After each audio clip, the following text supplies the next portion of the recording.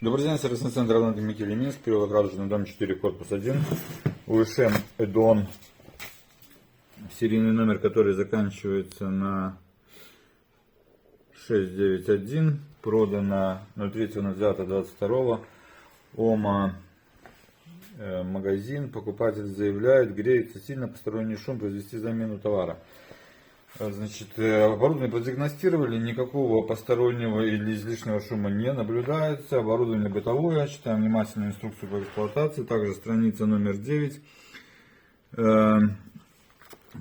Здесь вот пишут, при обычной нагрузке на электроинструмент ощущается легкое нагревание корпуса. Если же корпус перегревается, то это означает, что электродвигатель подвергался перегрузке.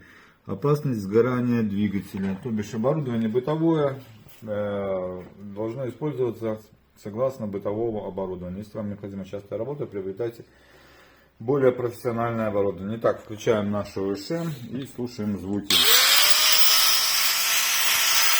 Никаких посторонних звуков нету, обычная работа.